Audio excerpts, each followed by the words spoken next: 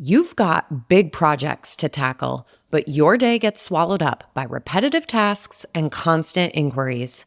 It's hard to make progress when you're stuck putting out fires. That's where Element 451's AI assistants come in. Acting like an extra set of hands, you get your time back for the high-impact projects. Ready to reclaim your time? Visit element451.com/AI team to learn more.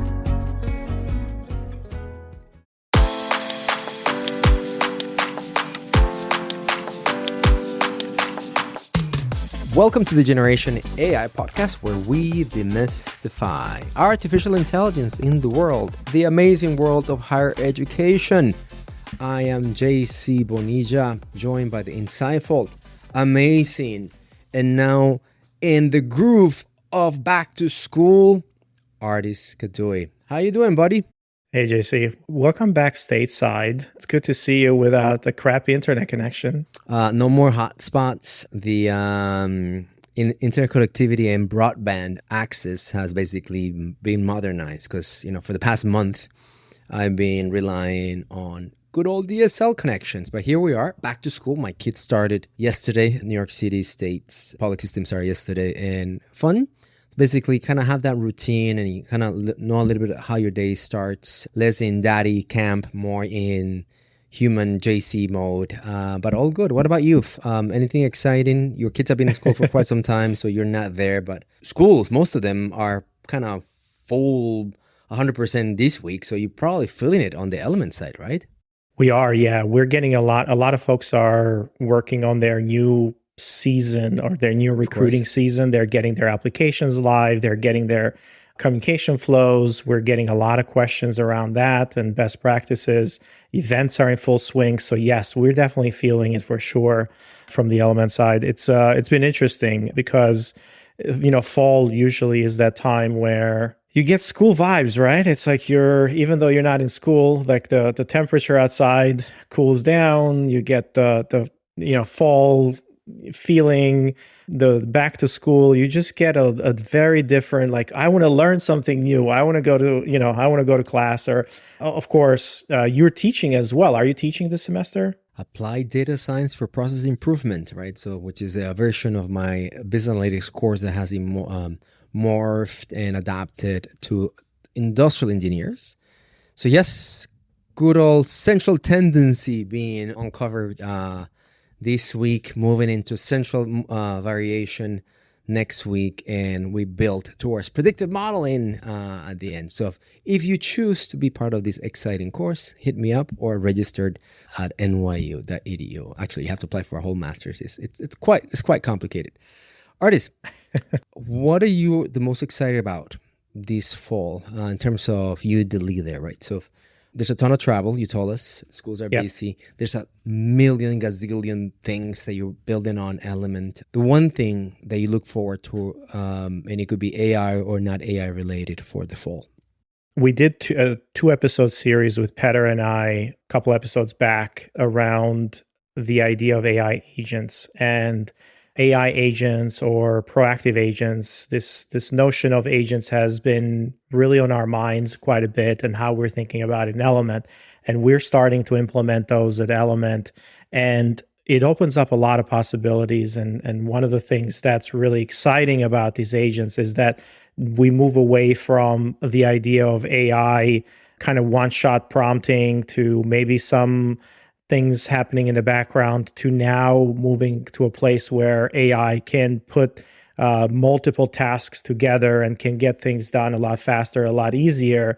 And that's really, really exciting for me. So I'm talking to a bunch of different conferences around it, but also we're building it live on Element this fall. So starting to think through, and then the world of AI, or like those folks who are building AI right now, we're seeing a lot more of that content happening. So this is very exciting for us because there's two parts to it. One of them is technologically exciting, but also it's exciting because it solves a lot of the problems in higher education, in CRM, in outreach, in communication that we care a lot about. It's like that idea of the next thing, like what do we do next, and how do you keep track of this notion? So that's really exciting for me, and I think part of that today we're going to talk a little bit about this idea of reasoning, right? It's like, how do you figure out what is next, and how do you break things down?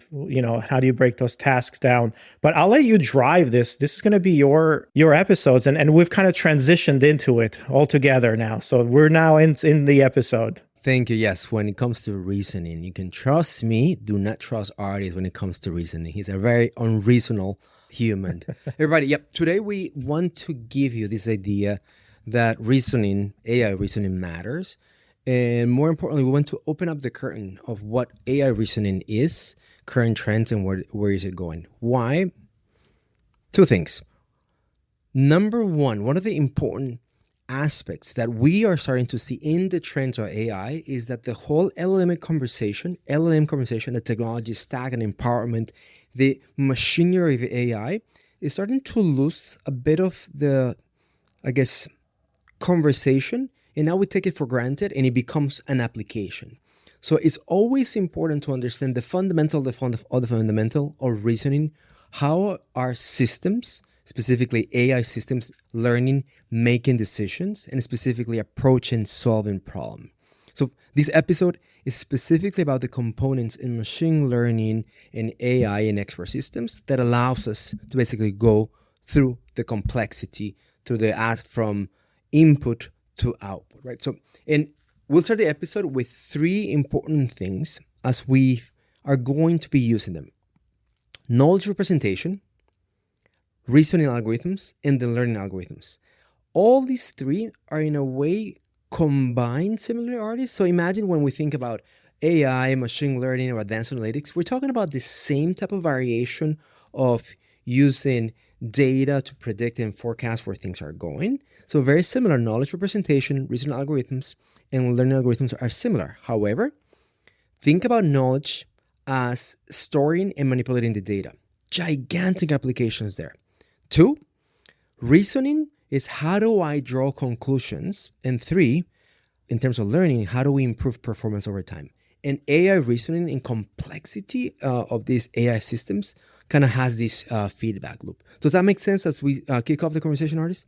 Yeah, no, that sounds great, JC. So how does this fall into, can we also touch base on the idea of this large language models and how they reason about giving us those answers?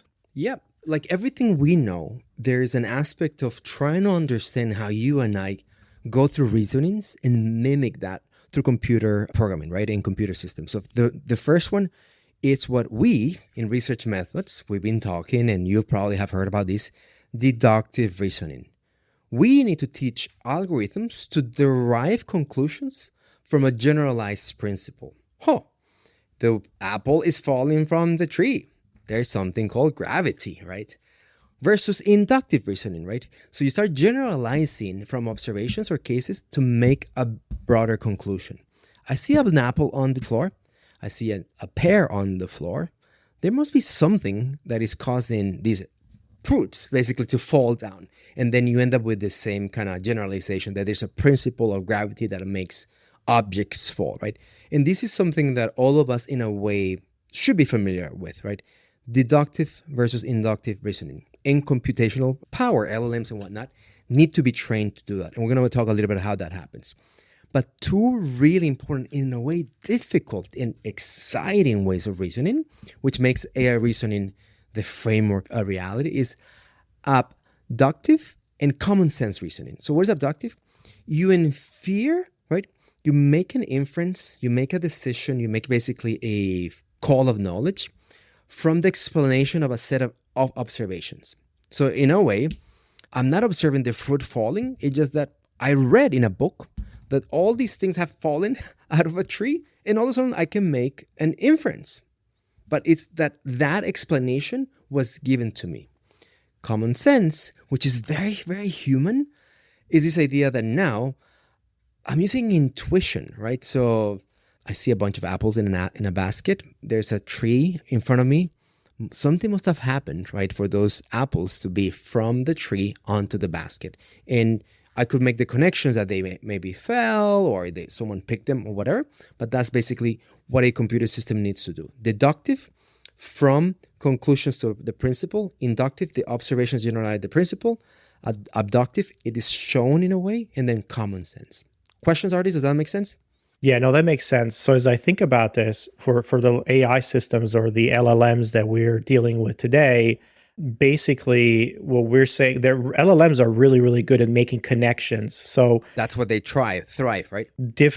Right, exactly. That's what we're really good at. Like, how do you put different ideas in completely different fields? How do you pull from that knowledge to come up with like a synthesis of these components, right? Which is really, really interesting. And the speed in which it explains, right? Because I can make the conclusion of a basket tree and then like generalize how it took place. Right. It's just that an LLM would do it in a nanosecond, right? Whereas I'll probably take me a few rounds and inspirations and maybe some additional enhancers of inspiration, if you will.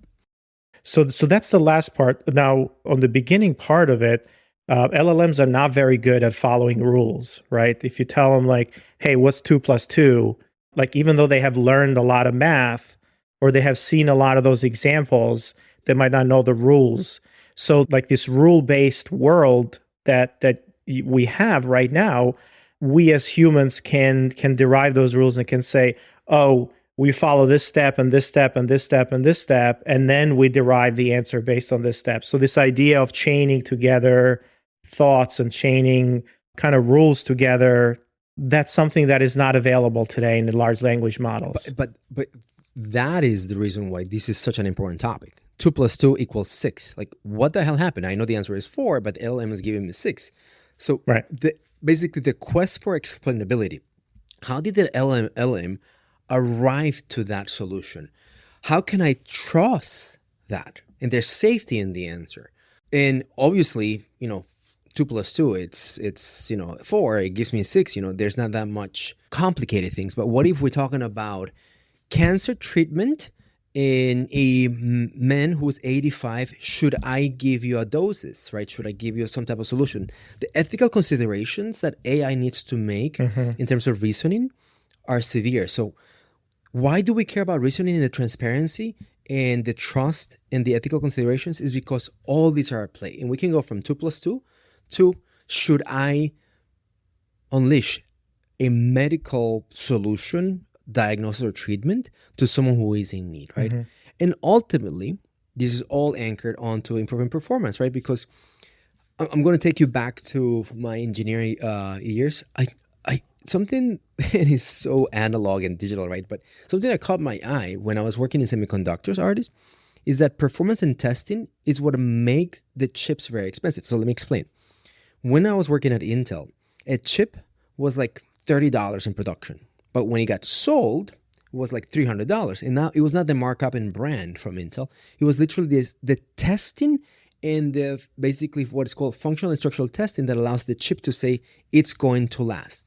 So all these things that we're talking about, in a way, are computationally tolling. They're basically pushing the algo to do additional things in improving performance, and it will cost money. So how much more we want to pay to obtain the explainability, the trust, and the ethical considerations in AI that are must needed, right? So that kind of, in a way, anchors why is an important thing, and we can now start talking about the trends. Anything for you to add, Ardis, in why is it important, what it is?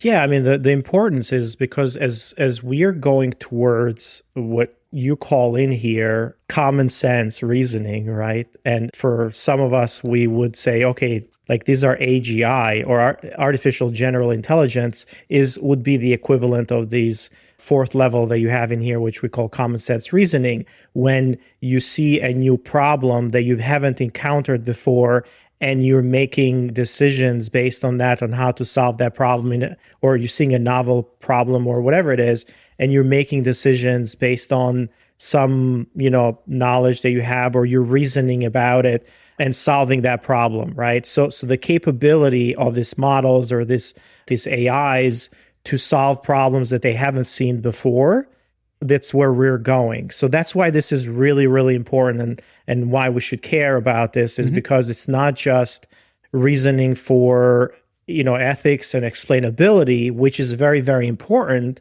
because we know these systems are opaque to us, but now we can kind of ask them why did you come up with this solution, or why did you do that? But it's also about the capability part of it. It's like we need to have training data. We need to tell them how to reason about or how to approach problems in order to get to that AGI component that is going to be maybe a few years away. In art, is an important distinction of the three things that we're going to talk about in trends is that this is not AGI, this is not even generative AI.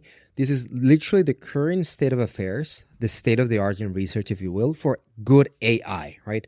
As it relates to reasoning. And of course, the future trends and how we're going to end up moves more towards generative AI and basically... I'm getting ahead of myself. No, I'm getting ahead of myself. No. It's just what I want everyone to understand is that these three things that we're going to be talking about next are basically how AI researchers are thinking about opening up the transparency and the explainability, the trust, and the performance that is needed for the next wave of AI that we've been talking about to be attainable. And number one, Ardis, it's called explainable AI. Number two, neurosymbolic. And three, human AI collaboration. One disclaimer or a mental model that I want everyone to understand. Think you're an economics professional, right? And many of you who listen to us understand this kind of idea of econometrics or ratios. You are an expert on predictions using regression models, right? But you never worked with, classifiers. So all of a sudden what you have is techniques or bodies of work that will tell you, I'm going to be specializing on explainable AI, XAI, or neurosymbolics, or human AI collaborations. You start seeing, I'm not a regression modeler person, I'm a time series person. I'm all about forecasting, but I work more on, forecasting and supply chain. What I'm calling out here is that this body of work is going to be so important that I foresee data scientists, machine learning experts, and AI experts to have a specialization on any of these three. So what are they? Explainable AI. Very simple. It refers to the methods, the techniques for making an AI system transparent and understandable by us humans. Let me give you an example, okay? And this example has a beautiful narrative in parallel to all of us in admissions, right? So I'm in a bank, and what happens in a bank? I ask for a loan. So the input is the applicant's data. It goes into a black box of yay, nay, and the output is loan denied. Sorry. By the way, it feels like it is today, right? So yes. What is explainable AI? So think about a model that does the following. Applicant, data, input, a layer of explainable AI, not the black box, the output is loan denied. Why? Because it would come and say, principal factor for denial is that you have a low credit score. Specifically, 40% of the weight comes from credit score, and you're basically below. And the second factor is that we're looking at the ratio of employment history and late payments, and that's about 10% of the weight, and then you're basically a little bit low. The fact that we can able to ping and interpret and get that specificity for a model, it's super hard. Hey, it's Mallory. Element 451 is hosting the AI Engage Summit on October 29th and 30th. This free virtual event brings together leaders, innovators, and many of your favorite Enrollify creators to explore AI's impact on student engagement, enrollment marketing, and institutional success. We're packing the schedule with real examples and case studies, so you leave knowing how to harness AI to drive meaningful change at your institution. Whether you're looking to enhance student outcomes, optimize enrollment marketing, or simply stay ahead of the curve, the AI Engage Summit is your gateway to the next level of higher education innovation. Registration is free. Visit element451.com to save your spot. Now, back to the show. Ardis, how many ML models are running in Element and you're able to basically ping them at this level? Is this something that is attainable, right? It's not. Well, I was going to ask you, it's like, well, this is a very simple example with just a couple of variables or a couple of factors. But what if you Exactly. have hundreds or thousands, or in the large language model, like you have billions of parameters that you're tweaking? How do you explain that? Well, and it's basically what we're trying to reach through here is the aspect of transparency, right? That if a decision is being made, if a decision is binary, yes or no, denied, not denied, approve, not approve, a car left and right, we can come back and understand the transparency that if the decision was right, what are the factors contributing? And to your point, it was not a factor. It was 1,585 factors, right? And all of them were processed at once. But at least knowing that and have the ability of that. Why? Because it goes into fairness. Artists, think about it. I need to improve my disability. I need to improve my, accident rates. Why are the goddamn cars turning left? Why am I denying all these good-looking Latinos who are bald and have no hair? So that is some of the things that are really important, because many of these algorithms are just giving you the outcome, the output, without us, the experts or the leaders, with a layer of interpretability and why that happens. So, like, if I compare this, for example, with like the generative AI with our chatbots and ChatGPT or Claude, or large language models, one of the techniques that we tend to use to get better results at the end is saying, go step by step, right? We tell the LLM to go step by step, and it kind of produces better results at the end. I don't think we're quite there in terms of the reasoning or what you're talking about, the explainability, but there's just something, about explaining, that it makes the end result feel much more concrete because you're following all the steps through and you're kind of explaining things a little bit better. And then let me take this to the next level. Think about the field of explainability, right? Explainability AI, XAI. As number one, it will be regulated. So if you need to go step by step, or you need to start making sequential type of training, whatever, because FAFSA, or the federal government, is regulating every admissions, and this decisioning using algorithms as it relates to financial aid will be regulated. So all of a sudden, you have to expose that. Why are you giving more money to Susie versus Mary, right?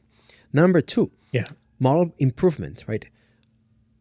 We're getting stuck in this loop. The sequential aspect versus the parallel aspect are, different or much better. A lot of model improvement and how it gets refined can be found on explanations. And there's two ways in which we start thinking about it. You could be model specific. I need to make this transformer. I need to make this specific GVM, or whatever models you use, better and faster. Or you could be model agnostic. And there's these techniques called Lyman Shop that are excellent at basically giving you explainability when you have deep neural nets, which it's thousands of parameters with the other complication of layers. So you don't even know which parameters and where is happening, right? But artists, regulation, model improvement, also visualization tools, or some important aspects of interpretability is that it's interpretative and interactive. So what charts, what visuals do I give you? Just like the output needs to be visualized, we need to start thinking about how do we convey explainability as a product. So plots and action maps and features, and kind of like what decision trees used to look back in the day, that you can see a decision tree was very graphical, but when you have ensembles, 500 of them, it's super hard to do it. A bit of that. And potentially, right, this is kind of how the trade-offs between accuracy, interpretability, consistency, fairness, all of it comes together and shapes the field of explainability in AI. How's that? You're nodding? I'm nodding because we're kind of marrying two things together. When people think about this reasoning and explainability in AI, like all of these areas of study, just like AI has been around for a really long time, and these topics and these questions are not new. But what we hear today in mainstream, let's say, knowledge on AI, it's around generative AI and these large language models. So I really, really appreciate you bringing it back to, hey, these things have been around for a really long time, or this kind of fields of study in AI and systems that are complex systems. So now how do we map that into large language models that are much more capable and that are, potentially much more, important? Like we need them to tell us how they got to those answers, introspecting truth, introspecting the ability for us to understand like what they have learned, what they're capable of, safety, right? As they get bigger and bigger, we don't even know the latent capabilities that they have. So now the fields of research that are going into safety in these models, like we need to be able to know how to query them and how to get them to tell us, what their capabilities are, right? So it's really, really fascinating, this whole world. And thanks for kind of breaking it down into those three different areas. So keep in mind that explainable AI as the field, right? It's kind of the model level. It's trying to make a specific model, I don't know, a SVM interpretable. There's a discipline called neurosymbolic, and it's two components. Specifically, it looks at type of models that are neural components. So think about a convoluted neural net. Everything that happens with LLMs kind of have this idea of inputs, layers, and output. Right. And symbolic. What is symbolic? Think about decision trees or a layer of if A, apply B. So the best way to do this is through an example. So we're going to go to the doctor, and we have a system that uses neurosymbolic reasoning for AI. So first, it's going to go through computer imaging, and it's going to be detecting using a convoluted neural network, that all these X-rays basically could have dark spots, could have these things, and that's what they mean. It's trained to basically give a diagnosis out of an X-ray. And it's trained basically on a dark spot means cancer or not, right? Type of things. You with me? Second component. Yep. It's basically, well, if you have long, dark spot, which is basically could be cancerous, and fever, then consider that as a sickness. I can never pronounce pneumonia. Is that what you call it? Pneumonia? Pneumonia. Yes. You have this darkness, you have fever. So that basically means your course of action should be, pneumonia type of treatment. But if there's no fever, in this case, that's the symbolic map, that's the heuristics and decision rules, you should go through a different track. And specifically, do you have smoking history? And if yes, my friend, you're moving into the track for lung cancer screening. And that's basically how two type of reasoning systems come in place. One is 1960s kind of decision trees. The other one, full neural nets using computer imaging, right? And that's basically what is called neurosymbolic learning. And it's about the integration of these kind of thinkings of components of AI. Make sense? That makes sense. Yes. So here, all deep learning, which is basically more modern type of deployment of AI, is eligible for. And think about any type of logic-based system that would benefit from, it would come and make it a reality. It's really exciting because one of the things that I like about this, Ardis, is that it allows domain-specific expertise. Oh my gosh, do never do this with this type of student. Do never do this with this type of brand. Do never do that with this type of product. These are things that we know just because we know, right? As professionals, we've been doing it for 20 years or 30 years. So you don't need to have the machinery of LLMs to replicate what is known. And that's one of the things that I really like about this type of reasoning in AI. JC, can we double click on that just a little bit more? Because I feel like this is some of the discussions that are happening right now in the field and some of the excitement that's happening around the newer reasoning models like Strawberry, for example, that OpenAI is introducing. This notion of how do you encode the rules into an LLM? Like we know the rules, but we can't really encode them because it only learns for data that has seen or examples or whatever. But these rules are things that we as humans have picked up differently, but they're not codified anywhere. They're not in any materials. They're not in anything. There is no remember we do SOPs or, like in organizations, we start thinking, okay, in order to get to this outcome, this is the reasoning and this is how all the things that you need to follow. We have very little of that data. It's like show me your work type of data, right? In order to learn from the rules on how those things are done. I think that's at the crux of a lot of the reasoning research that's happening around models now is how can we embed that capability to these models?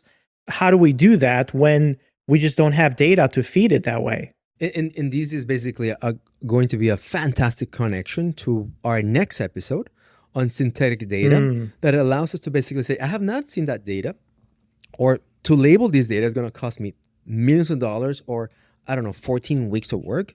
So how can I use the current machinery available today to generate the data so I can train against that, right? And we can talk about the good and bad of that approach, Ardis. The last one is such a powerful, interesting, and I'm so bullish about what human AI collaboration looks like, because as you hear about it, it could be like, oh yeah, it's obvious. But as a discipline, it's very interesting to understand, when do we allow the algorithm to lead, and when do we wait for the algo to get human input to kind of keep on going in that sequence of input to output. And human AI collaboration refers to a system where humans and the algorithms, right, AI, work together to achieve a common goal, right? Human in the loop. Human in the loop. And the applications are fascinating and endless. We think about the AI as a coworker, right? And how experts and researchers are trying to think, how do I insert the perfect human in the loop, knowing that it's hard, like, of course, I need the human to tell me, or I need the AI to tell me. It's a hard thing, right? And the feedback loops and the ethical and trust considerations, as you can imagine, incredible trends. And we see this across the science sectors, creative industries, healthcare, finance, and many other places. Yeah, I mean, we're building this AI as coworker or AI assistants, so to speak, right? Ardis, with that in mind, where do you find Element steering towards to, right? And I know you're not a research shop, so you're obviously more on the practitioner and expert side here, but are you more on the basically human AI collaboration type of reasoning? Are you more on these neurosymbolic systems, or more on the explainability? Where do you see Element spending more time in its use of AI? We want to do a lot of things autonomously, so proactively, right? So, because one of the things that top of me for reasoning purposes is this idea of, right now I can ask ChatGPT or I can ask this large language model something, but they're not able to reason through what are the things that we need to do in order to produce the next best action for the student. There's a lot of rules, there's a lot of kind of what we call playbooks, or there's a lot of learned actions that as professionals in either marketing or recruitment or student success, like we have these learned things that we take a whole bunch of data and then we say, okay, what's the next best thing that we can do? And we have a set of rules that we follow, or a set of heuristics, or whatever it is. So we reason through the data that we get and we say, if this, then that, but we do that really fast in our heads. And then we're like, all right, most likely we need to reach out to the student or call their parent or do whatever. So we can't really ask an LLM to decide what's the best next thing, because they just haven't seen data for admissions, or haven't seen enough marketing data, system data, in order to say, okay, if I have all these different things together, what do I do next, right? So what we can do is we can do perhaps some fine tuning, or we can bake in the reasoning steps and say, if I send them an email today and I send them a text message tomorrow and I do this step and I do this step, what is the most likely thing I should do if I have the context of this person, but I did all these different steps before? Can I reason through what's the most likely thing to do next? And if I reason 2-3 steps ahead, then I can reflect on myself and say, is that really good or is that really bad? So the reasoning part that we're working on is around building playbooks. Think about these as kind of frameworks of reasoning. And because the LLM or the system would come in and say, this is why, like it explains, right? This is why I'm thinking about doing this step, right? So it's doing an action and it's giving you the reason for doing that action. Now you have another data point. So imagine you have all of the reasonings, all of the different data points for every single interaction that this AI assistance has done in order to get that student to a particular goal. and those, all of those pieces and all the interaction, now that data goes back into it, and it can reason even better on the next one. It says, oh, I understand because you did this and you did this, and here's the reasoning parts, and here's the step by step, and it's really, really good at giving me a better answer if I go step by step by step. So that's what we're building on right now, but we're not researchers, right? But intuitively we know that we have to encode that, that secret sauce. That's really our secret sauce at the end of the day. It's like, how do you bake these playbooks into our system so we can get really, really good outcomes, at the end? And we used to do it with things like packs or like automatic campaigns, and now we build campaign builders, but they're still not to the point where I can do an automated, like the best and next action, right?